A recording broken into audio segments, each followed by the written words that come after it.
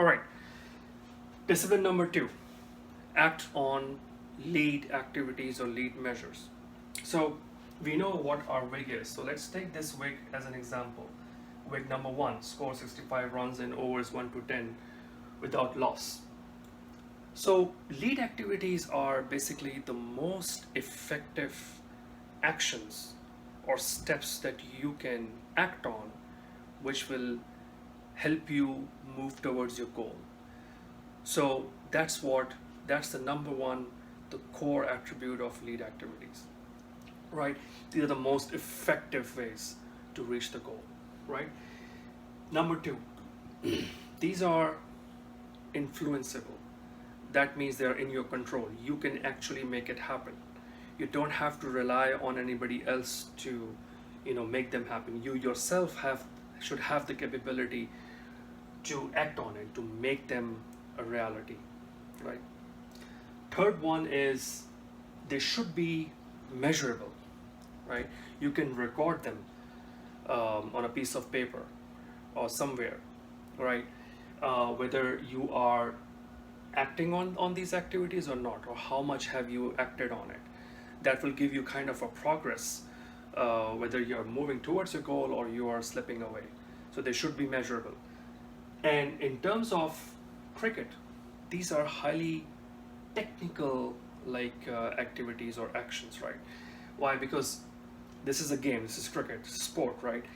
The 4DX strategists or the cricket strategists, they would be taking into account everything. They would have research on the opposition team, their strengths and weaknesses. They would study the pitch conditions, the ground conditions, the weather, the capabilities of their own batsmen, their weakness, their strength. So they will take all of them into account, right?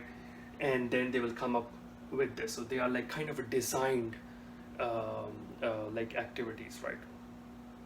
And so for example, you have to score 6 boundaries, all fours. I've played cricket, I know cricket, but I'm not a specialist. So I've just come up with these 4 actions that look quite technical, but give me a slack on this. So score 6 boundaries. So that could be one of the lead measure, right?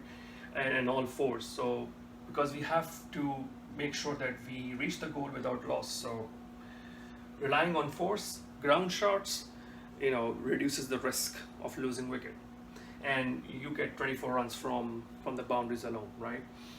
Attack bowler X Yorkers, right, using straight drive. So that can be another one. Maybe there's a bowler X who has a habit of bowling a lot of Yorkers, right, and he lacks accuracy. So be prepared for that.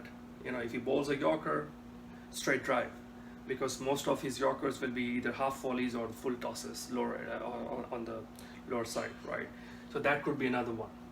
So now, or attack bowlers from the pavilion end because of short boundaries and wind direction. So these are, as you can see, they're highly technical and highly effective ways to reach the goal. You cannot have 10 or 15 lead activities, because that will go against the purpose of all this, right? They should be only like 3 or 4, not more than that. And now you can start to see the discipline in this strategy. The batsmen going to the ground to play, right? They have now a purpose. They have a goal, a short goal, right? And they know what's the strategy, so they can organize themselves around it. So they're not just going in with vague ideas, right? Vague sense of goals, right? Goal, right? They are just going in.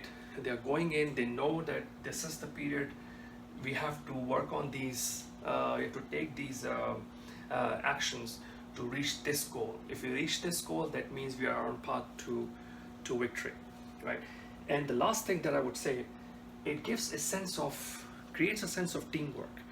It's not about an individual player or his or her glory, right? It's about what the team requires from you, right? The team requires you stick to this plan, stick to these lead activities and to this goal, because that will help your team to win rather than for your own personal glory of scoring a half century or a boundary.